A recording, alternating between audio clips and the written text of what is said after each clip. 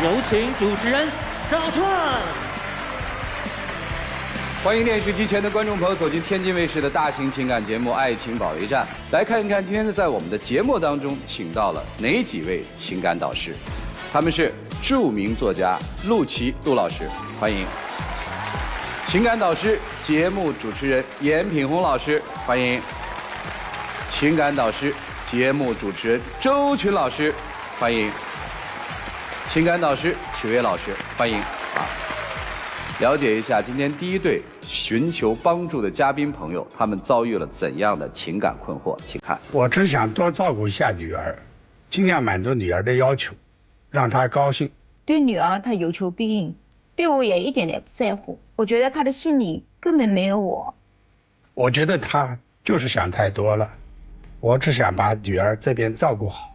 我觉得女儿都是借口，他就是借女儿的名义和别人纠缠不清。有请这对夫妻，有请。陶先生63岁，来自南京退休，有请陶先生。马女士58岁，来自南京退休，有请马女士，有请。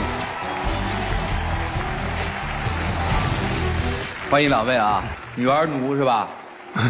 对的。要抽掉她的奴性，让她跟您好好在一起生活，是这意思吗？是的。夸张了吧？但他宠得太过火了。今年闺女多大呀？35岁了。都35了。嗯。这还咋个宠法呢？我们听听吧。可以介绍一下我们的状况。哦，还要介绍状况。我们呢是重组家庭，他结婚他没有孩子，我有孩子。当时呢就等于说，我孩子呢在读大学。当初我们2个人在一块呢也是挺好的，经常呢就是早上一早出去散步，打球，有时呢我们还出去旅游，还是挺开心的。有一次女儿到我们家来，正好呢跟她的闺蜜小伙伴在聊天嘛，说看了一双限量版的运动鞋，非常喜欢。后来截屏我们也看了，然后女儿后来回去了。过了几天，我就看她早出晚归的。有一天呢，她提了一双鞋盒回来，再一看，哦，就是那双女儿需要的那双限量版的运动鞋。女儿呢，过几天要过生日啊，我当父亲的呢就想呢给她个惊喜，让她不知道的情况下，我就把她这个事情给她。你给她惊喜了，可是你过了那2天，你在家累的，躺在床上歇了2天，那2天可把我给累坏了。伺候她啊。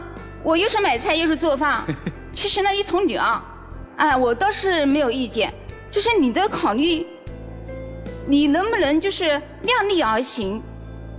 孩子嘛，他们想买一些东西，什么手机 APP 吧，很多渠道，比我们灵活多了。你这样弄得我也那么辛苦。不是的，主持人，这个限量版呢，这不是一般人都能买着的。是，您得排队。对呀，排队还要找人，在这问清楚哪里有，在什么时候能买到，什么时候你去排队能排到。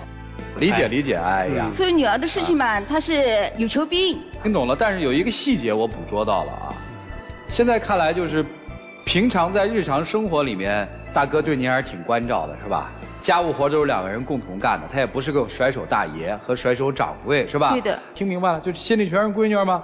还有什么不满的？您一股脑子全倒出来，啊！你看后来我们在一块嘛，他呢会逼着我给女儿转账。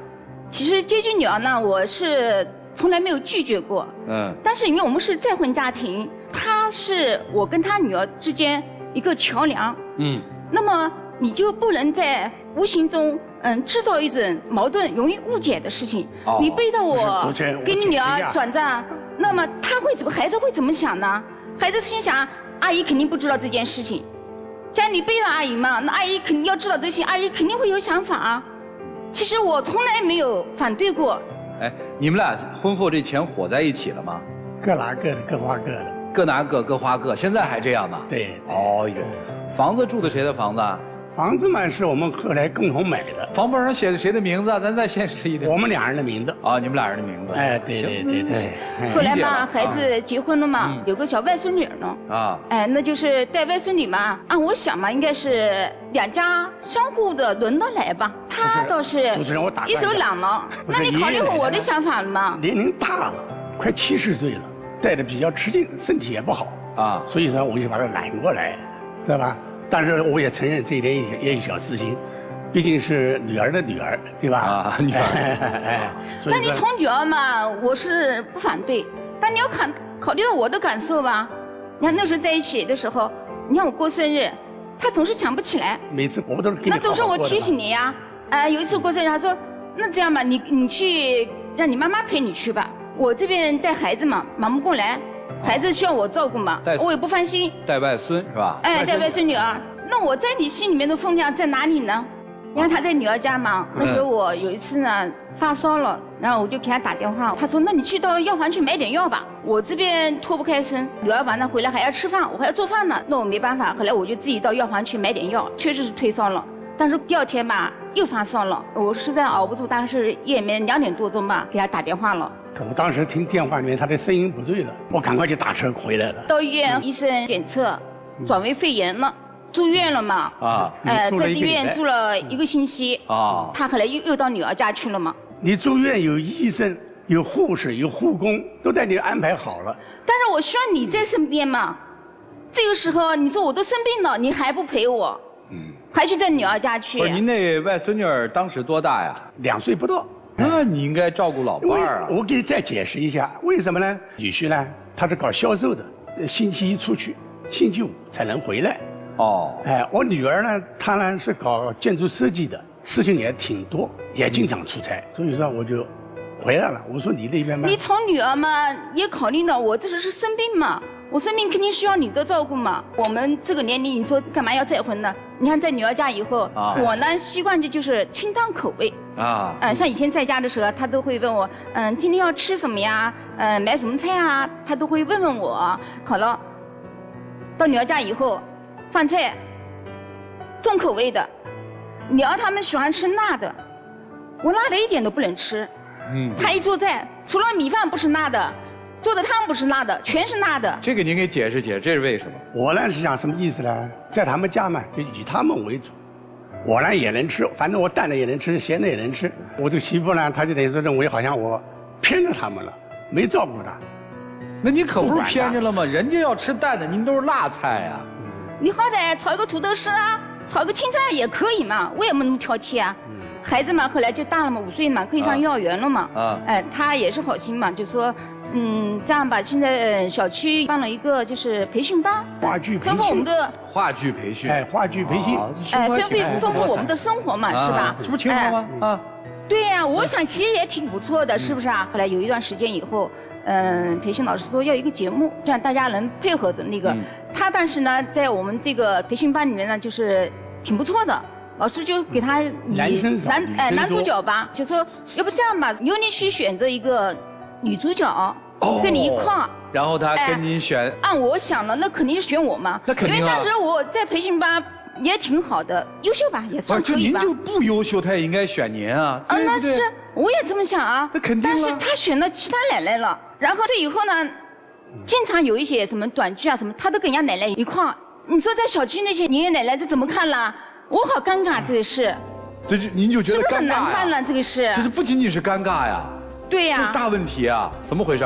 不是跟他呢，有的时候呢，有的戏啊，就等于说做的不到位，或者是人家有错的地方，我好讲。他呢，我不好讲。你这是找借口，有什么不好说的？一般来说，我们家里面的事情都是他做主。您的意思就是您在家里比较怕他，是吧？不叫怕他吧，就等于说就是让着他。对，这个话说对。但是您对戏剧是有追求的。假如说他做的不对，我不好说的。我是这样想的。那个奶奶好说哈。那个奶奶嘛，反正那个，您也跟一个男同志搭一下呗，行吗？那我心里肯定不痛快。你为什么不痛快啊？所以您好好想想啊，这个听起来呢还有点小幸福，但这背后你又能想到很多。我们来给大家听一段录音啊，2位的闺女儿。其实吧，我也没有要求着我爸爸这边一定非要来我们家帮忙。我爸现在住在我们家里吧，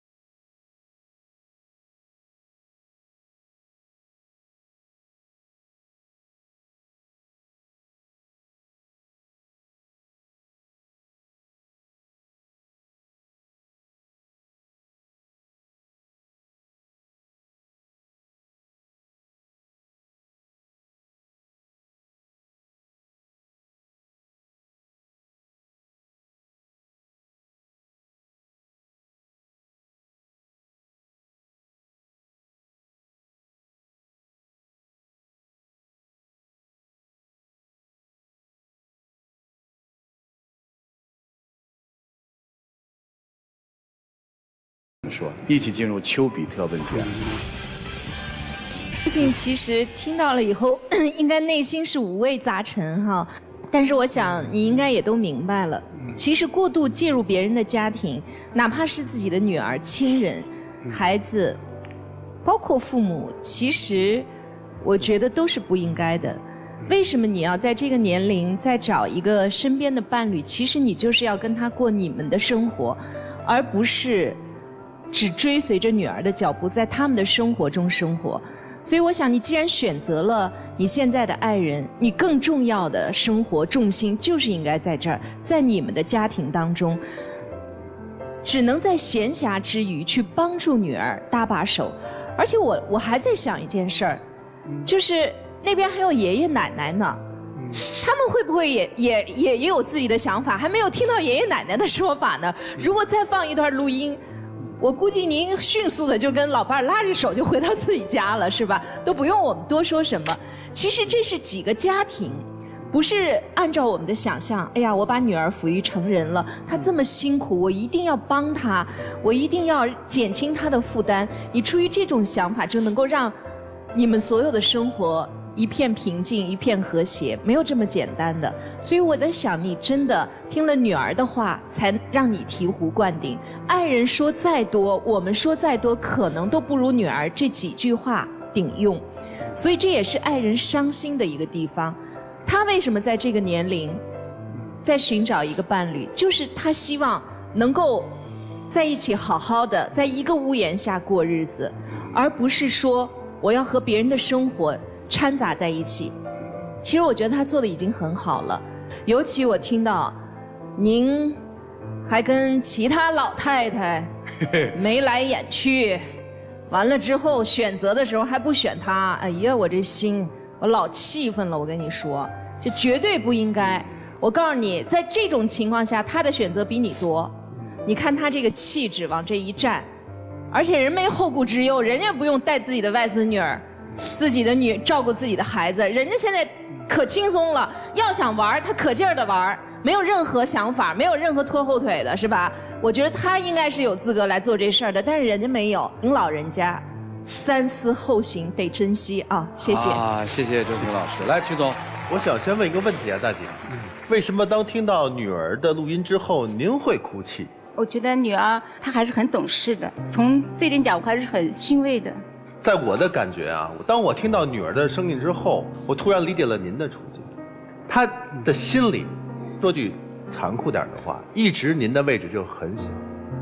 她一直在追随着女儿的脚步，她是想在那个家庭当中体现出自己的价值。她听到之后，她的心情一下很失落，就如同您一直以来过的日子是一样的。虽然好像你们两个人在一起，但是您的内心是孤单的。所以大哥，您其实心里头并没有真正的把它装进去，这就为什么引发了后面你跟那些老太太的互动，她也会介意，因为你始终没有把她当成自己。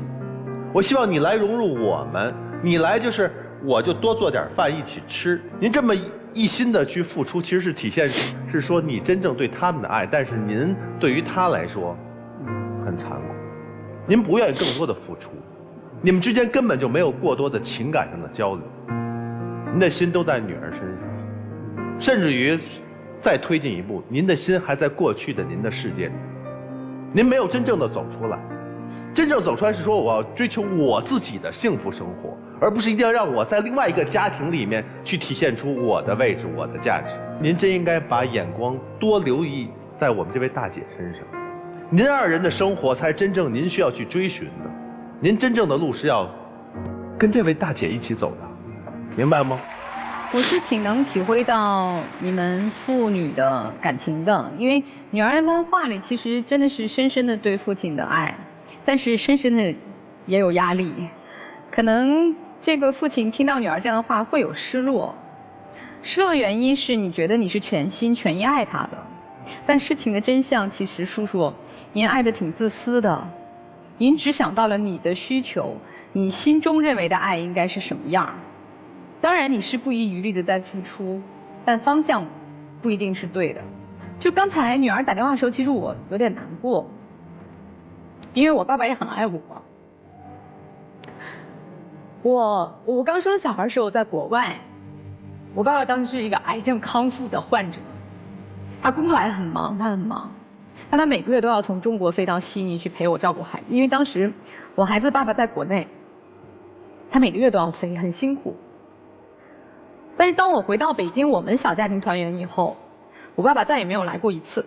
他希望我们自己的小家庭是完整的，我们父母承担起照顾孩子的责任。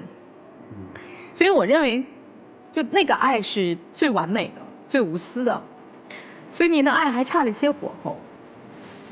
真正会让我们就亲情不断传递的这种舒服的爱和有厚度的爱，真的是无私的。所以我希望您能够调整自己的状态。抱歉啊，因为想起我爸，我真的很难过。他已经走了。哦。对。哎呀，我说不下去。就不说了，发言虽然很短，但是我相信大哥听明白了吧？来，陆琪老师。一个叫默多克的人类学家，他在49年的时候提出了一个新的概念，叫核心家庭。什么叫核心家庭呢？我跟你讲一下啊，它就是一对夫妻，就是法律上的夫妻和未结婚的子女，这组成了一个叫核心家庭。好，那么在你们这个状况下，我们其实是可以看到3个核心家庭。你和你的前妻和你没有结婚的女儿，那是一个核心家庭。你们2位现在是个核心家庭，你女儿和你女婿还有你的外孙孙女，这是个核心家庭，这是3个核心家庭。好，那么当我们承认它是3个核心家庭的时候，我们必须要明白，所有的核心家庭的成员要为自己当下的核心家庭负首责，就最大的责任。但是您混淆了。而且在整个过程中，你会发现，您拥有3个核心家庭，对于他来说，当下只有1个。当您混淆的时候，他只能在旁边看着，对不对？你女儿他们那边是不是一个核心家庭？你参与进去，其实你是个外人。你刚才女儿其实也表明了这个东西。那么，你女儿和你们这2个人组成家庭，其实她并不能成为一个核心家庭，因为你女儿已经结婚了，而且也不是她亲生的。只能说你们有名义上的，或者说我有情感上面有一些联系，但是您始终要记住一点，当下的责任，我要跟你强调的是这件事情，您当下的责任是谁？不是谁弱小啊，卫生你太小了，不是谁小就是谁的责任的，这个世界上小的小孩多了，当下的责任是他，你们2个人是核心家庭，他做的当然是有他不对，几位老师都说我都同意，但您有您的问题。为什么您没有自己的消遣寂寞的方式呢？打比方说，我也提一下我家人，我家庭很幸福啊。我父母都身体很好，我爸很怪这个人，他因为年轻的时候四处跑买卖，去过太多地方，退休之后他1天都不出门，去哪都不去。我妈特别爱玩，退休的10年时间里，我妈跑遍了全世界，她和她姐妹去。我为什么要管你呢？你不去跟我有什么关系呢？我也是个独立的个体，我也有我的朋友，我有钱，我可以出去玩啊，我可以开拓我的眼界，我改变不了你，难道我不能掌控自己的命运和人生吗？所以可以怪他，但不要只怪他。所以这2个意见提供给你2位，谢谢。好，谢谢4位老师。我要是你，我听完闺女这段话之后，我也明白了，这才是你的全世界呢。好好想一想，没什么好说，我觉得挺幸福的。一起进入真情六十秒。老婆，没想到你这么委屈，对不起。至于奶奶话剧社的事，你别往心里去，我不可能有这种想法。我们俩处了10年了，对不对？你应该真了解我12年了，我们开始，我们处了12年了，你应该了解我这个人。虽然表面上是哈哈哈哈笑笑，但是实际上我是爱你的，我不会做出对不起你的事。你宠女儿，你去帮助女儿，我从来没有反对过，我只希望你的心里有我，我们有2人世界。会的，不要让我伤心，不要让我失落。会的，你放心。哎，挺动容的啊！大哥捏了2次拳头，一次是听女儿那段话的时候捏起了拳头，第2次是鞠躬的时候又捏了一下拳头，啊！谢谢2位，请回吧。那边，慢点，慢点，慢点。我们节目的唯一官方报名热线是0223606301，有情感困惑的观众朋友可以来电报名，不收取任何费用，小心被骗。来吧，看看这对半路夫妻如何再相逢，请开门。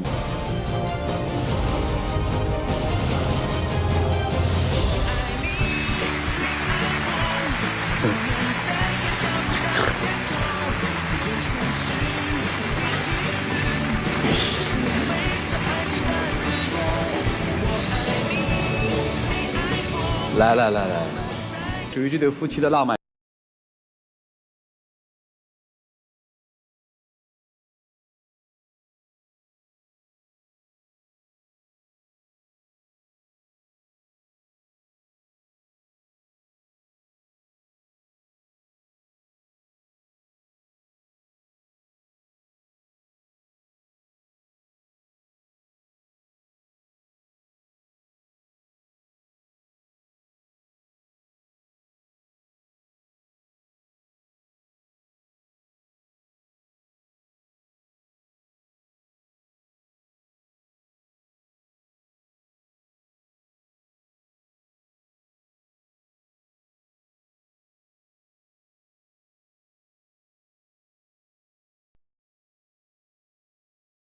下一对嘉宾的基本情况，请看。我不顾家人反对，和他结婚。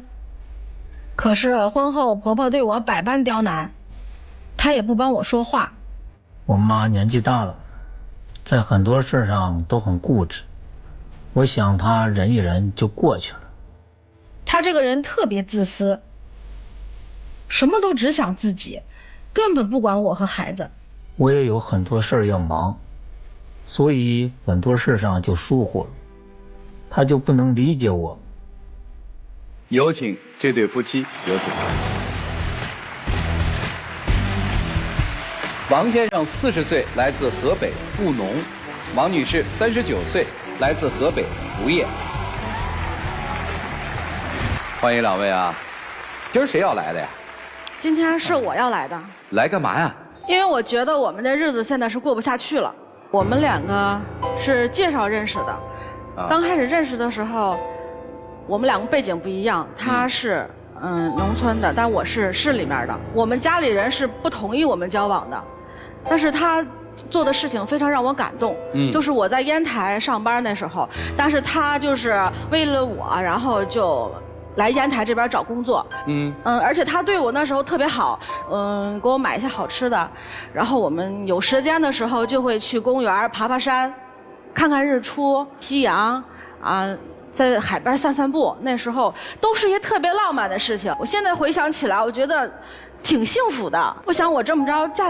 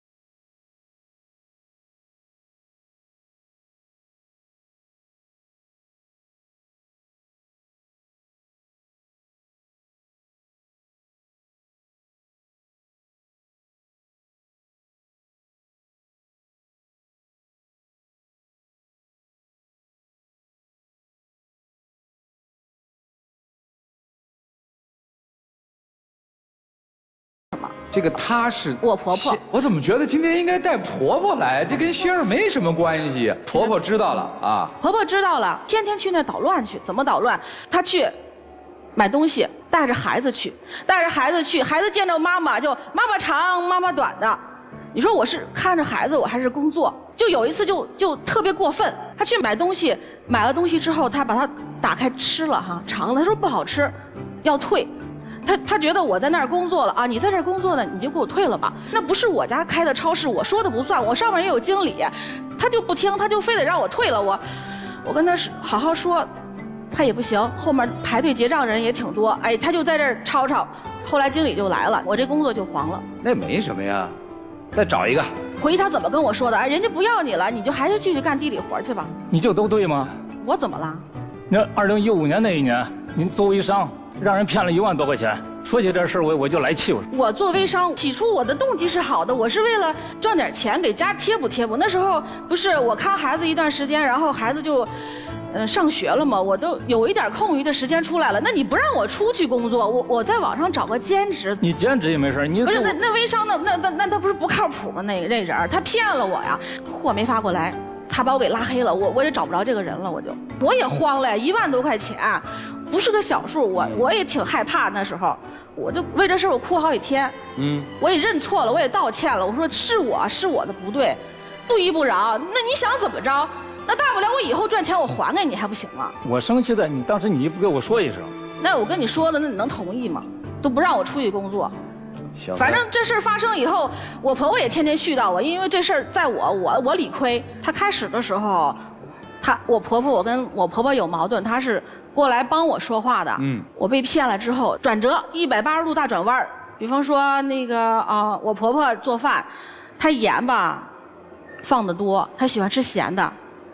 我就跟他讲，咱现在健康饮食，你少放点盐，对孩子也好啊，对您身体这么大岁数了，这个心脑血管都好，少吃点盐。他说他不听，我就做吧。我做了以后，他说我做的饭他吃不惯，先前他还替我说话，后来他就干什么，他就让我忍，他就是敷衍我，他已经不去处理这个问题，就让我忍。你忍这事儿不就过去了吗？不是，这天天吃饭怎么忍啊？最后这问题解决怎么解决的？他做他的，我做我的，我们就分灶吃了，就这样。这日子不就等于矛盾被激化了吗？分灶吃之后呢？等到后来，我婆婆她对我有误解、有误会产生的时候，她还是让我忍着。你婆婆误会你什么了？一次我那个朋友他寄了一些那个吃的东西给我，挺大一包快递。我取回来了，我放那儿了。那天我妈就来了，我婆婆就跟我妈翻斗起这事儿了，她就说我乱花钱了。我妈当时不知情，她就问我了，我就解释了一下，我再去跟我婆婆解释可倒好，她就说我撒谎。老人你还能怎么说？你忍就过去就行了吧。你又让我忍，又让我忍，还是一味的让我忍，我的错误让我忍，他冤枉我，不是我的错误，我也忍着。到时候孩子那危险，孩子都出现生命安全的隐患出现了，还让我忍着，我怎么忍？我们家有一口那个水缸，1人多高，挺大的。我婆婆习惯性就是往里面存水，我就跟她说，水缸放这儿不安全，孩子小，他喜欢在那玩水。够不着他就踩个凳子，他就豁拢。家里现在有自来水了，咱们不用这水缸了，不行吗？这不后来就有一回我在那做饭，这孩子又去了，他那玩具就扔到里面去了，他也够不着，哎，他就踩个凳，扒那缸沿，他忽忽悠悠的，就差点掉进去，知道吗？当时我是在。后来我也跟妈说了，我要放水了。你那是说了是吧？那你有下文了吗？那还能怎么说啊？可以不说呀，你作为一个家里的男人，你把那缸挪走不就得了吗？我妈她还是习惯用这缸，这么多年。那你后来这缸里还有水吗？缸里以前是有，但后来发生了这件事以后，觉得挺危险，对孩子挺危险啊。后来我就不让他放水了，没让他放。那这习惯不也改了吗？这个事儿一个事儿接一个事儿吧，他就觉得接受不了。我发现他现在特别多的缺点就暴露出来了，就他特别自私。怎么个自私法？家里面我这边擦地哈，他就在那边踩都是脚印儿。那我在院里干活呢，我进屋找东西，是吧？我这待会儿我也近视，我眼近视。你就找借口啊！我在这儿擦地，我这么大人在这儿擦地，你就看不见我是吧？天热我晾点凉白开在那儿放着，你喝完之后你到时候再给晾上啊。等孩子要去喝水的时候，没有了那水，孩子在那都急哭了。你说我怎么想的？我怎么想？你心里有没有我们？有没有孩子？你想到了没有？这水你喝完，你倒是给晾上啊！我平时也是晾的，就是偶尔有一次，那次我就是在院里干活，口渴了，我就急忙进屋，然后见有200块端起来就喝了。我没想那么多嘛。你心里就是没有这个人，没有我们这人，没有孩子。你要是有的话，你不能这么做。说到孩子，我真是你起过一个做父亲的责任，你带他出去玩过几回？我们家2个孩子，老大4岁那会儿带他去过一次动物园，他现在都念念不忘，他现在都10岁了，他还记得他爸爸带他去动物园那一次。你就这样陪孩子，你说你再不陪孩子的话，他们就长大了。你说他们损失的童年，你能补上去吗？你怎么能补上去？忙着挣钱嘛，养家嘛。他光想着他自己啊。就我怀老2的时候，那个医生说这个胎盘低，你得注意一下，注意点营养，别动什么的啊。我妈就给我买了坚果。他给我寄过来了，他说这个吃点坚果吧，对孩子好。我妈给我买的东西，她吃的好吃，她都给吃了。我没想那么多。那你吃？但是说你怀孕那时候，我不是也给你买营养品、滋补品，不也给你买了吗？你那是你主动买的吗？那都是我逼着你去的。肚里孩子是你亲生的，你说你怎么一点都不想着让我吃好点？我这孩子不就吃好点？你主动的去做过这些没有？你说你关心过我吗？你说我就去做了，但是我有时候想不是这么多。但这你说了，我都去做了嘛，这不？你这些对孩子不好，对我不好，我可以体谅啊，可以体谅。我不能忍受什么呀？我不能忍受你对我父母你也不闻不问的。你过年过节，咱们离得远吧？你打过电话问问嘛？啊，问我好没有？我父母对咱们不好吗？啊，家里没有电车，买个电车给咱们；没有空调来给咱们钱上买个空调。我爸生病脑淤血，抢救及时，然后他就需要陪护几天。咱说好了轮流着陪，你去哪儿了？我当时不是赶上地里麦子熟了吗？要收麦子，要是一下雨就收不了，这1年的收成就没了。不是我也说了吗？让你先去，然后我收拾麦子，我马上也就去。那下雨了吗？我问你，下雨了吗？没下雨，你去哪儿了？等你来的时候，我爸都出院了。你说我父母需要你的时候，需要你尽孝的时候，你说你怎么那么多借口？你光想着你自己吧，你怎么就不想着点我们呢？之前我图你对我好，我死心塌地跟着你，你现在对我这个样，我还能跟你过下去吗？不行，咱们就离婚。这点小事不值得，就为这个事儿就离婚了，你让人笑话吧？你这样对我没有办法再继续。我能问几个问题吗？掐指算来，其实嫁到王家9年了，一个城里的公主，其实在农村也生活了9年了。现在村里的日子您还适应？适应了已经，这个地里那点活我们也都了解。您农闲的时候在忙什么呀？农闲的时候就出去打工。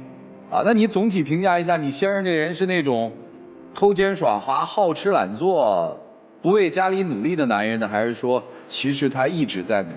他也不是那种偷奸耍滑的。他努力，他也努力啊，努力。接下来我就问您哈，一个农忙的时候要在地里忙活农活，闲的时候呢，他又出去打工给家里挣钱。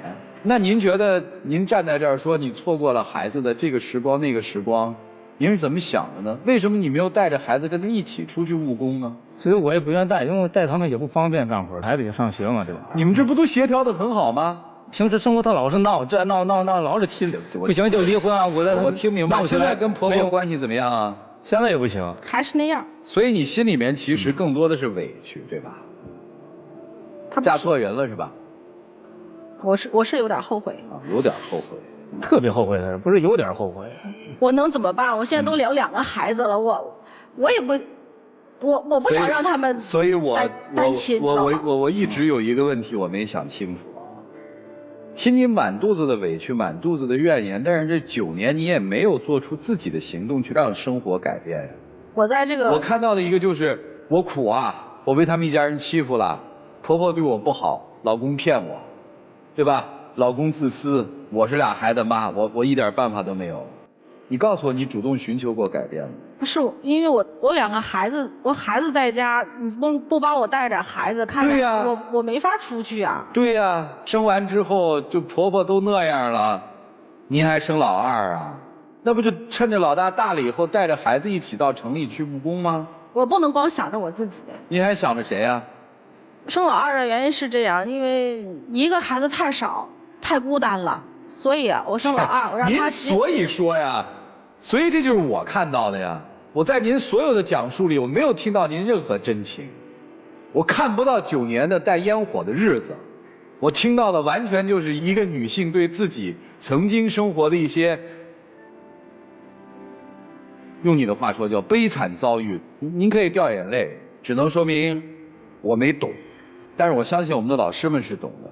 咱们一起进入丘比特问卷。看起来先生非常的忠厚，不善言辞，总是在家里受气的那个，被欺负的那个。但是我觉得他有相当大的责任，比如说在婆媳关系出现这么多问题的时候，他反复的说一句话：“你忍一忍不就行了吗？有些事儿不是忍一忍就可以过去的，这些矛盾就摆在那儿，忍了这次还有下次。”我觉得你没有在中间处理好他和你妈妈的关系，你有非常大的责任。而且在你们俩出现问题的时候，你也说的是你忍一忍不就行了吗？你始终用这一个词，可能在你的生活当中，你是通过忍一忍改变了很多，但是不是每个人的性格都可以忍一忍就过去了，而且不是每一件事儿忍一忍就风平浪静，再也没有涟漪了，不是这样的。所以我觉得这位女士说了很多，同为女性，我觉得我很理解她。比如说，孩子4岁去了一次动物园，到现在她还记得这件事，听起来就是让人觉得匪夷所思。你再忙，你还有农闲的时候，尽管去打工了，你要考虑这个家的收入，但是你总有闲下来的时候，你为什么没有把这个时间安排出来陪孩子呢？可能很多人会说，那妈妈在干什么呢？妈妈不能陪孩子吗？对不起。为什么要爸爸和妈妈？就是因为2个人有不同的职责，你都要担任起这个职责来，才是一个完整的家。妈妈当然可以陪孩子，当然可以不断地带他去动物园，但是能替代爸爸吗？所以我觉得你有很大的责任。身为女性，我们都知道，生活不容易。如果我们可以一个人担当的话，我们干嘛要另外一半？我们不就是希望他们在关键的时候搭把手吗？你关键的时候搭不上手，我跟你倾诉的时候，你还说忍一忍就行了，你为这点小事就要跟我离婚，别人不笑话吗？对不起，你以为天大的事儿才会离婚吗？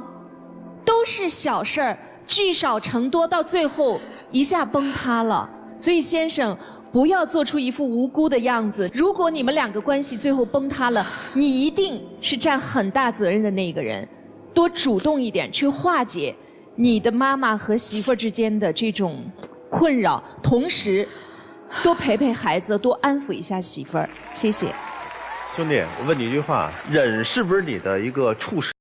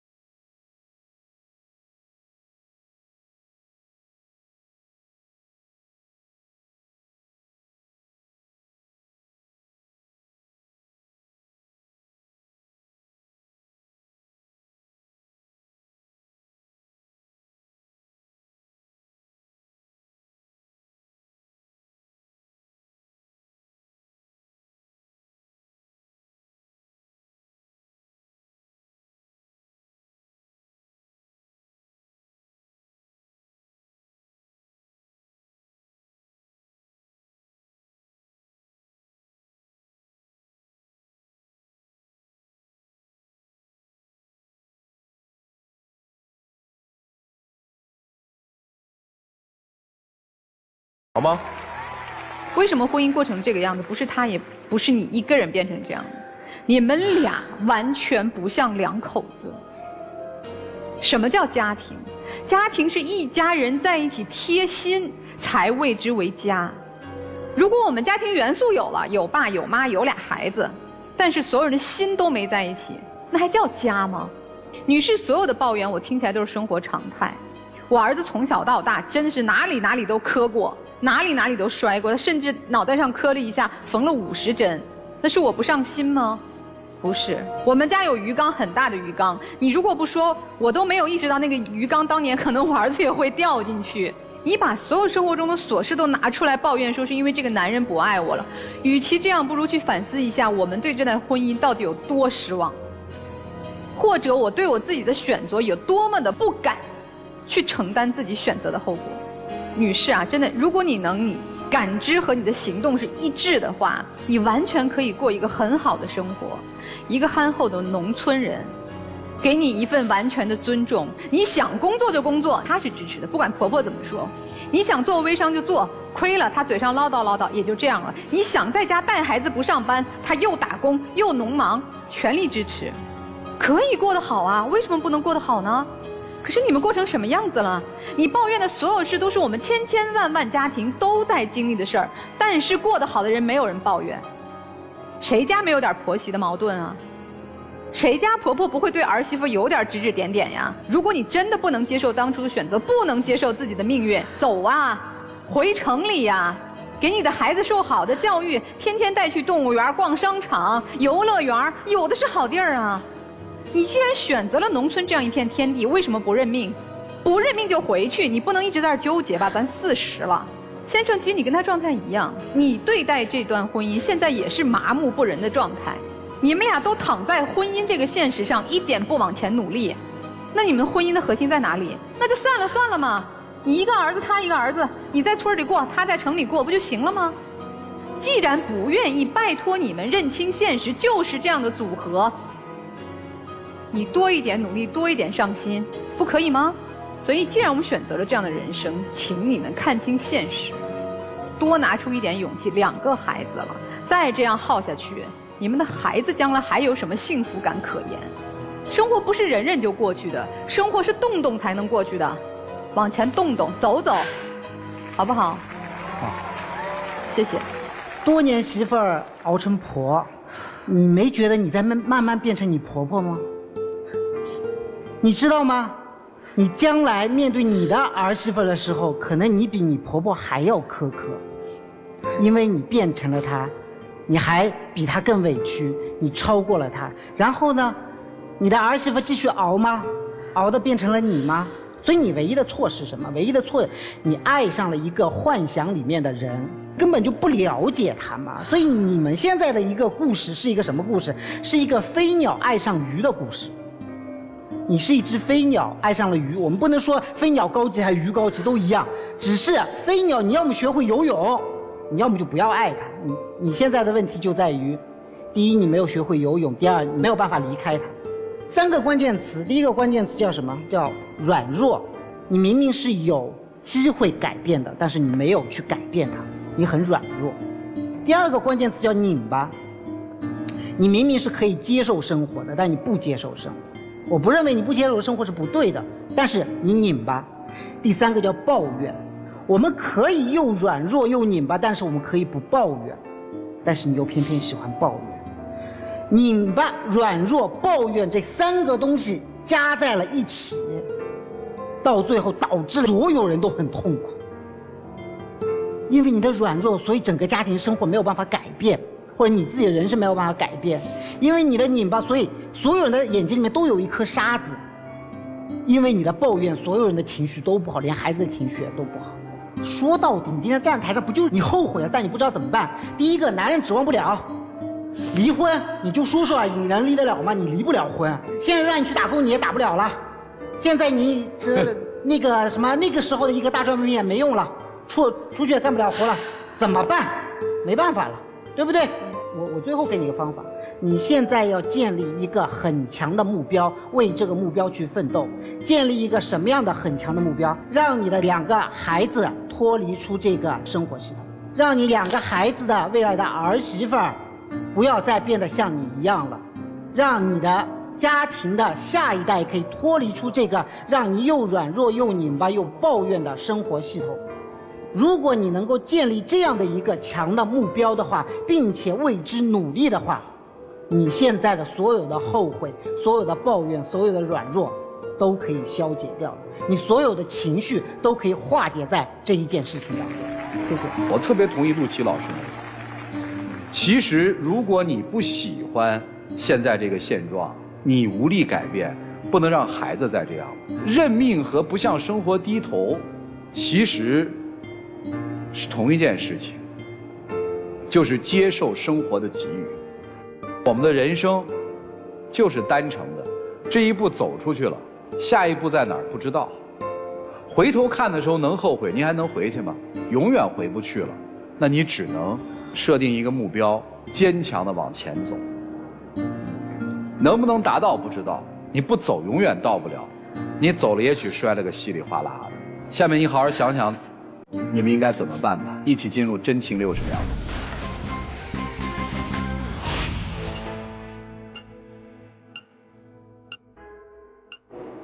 老婆，回家吧，以后啊别再闹了，别再闹着离婚了，啊，以后我好好的呵护你，也关心孩子，咱们以后的生活，咱们共同商量着去做，去生活，努力的去生活。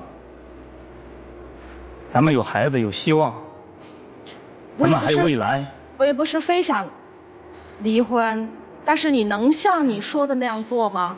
你真的能够对孩子好，对我好？你说的这些你能够做到吗？我向你保证，我一定做到。我会待你好的，会关心孩子。我再考虑考虑吧。哎呦，谢谢两位，请回吧，谢谢你们。好了，电视机前的观众朋友，欢迎下载京悦 APP 和万事达手机客户端，进入到天津卫视的直播聊天室，边看边聊。直播过后，也可以通过京悦 APP、天津 FTV 网络电视、万事达手机客户端收看本期的节目内容。欢迎大家登视频腾讯视频收看节目的完整内容。来看看他们自己的选择吧，请看。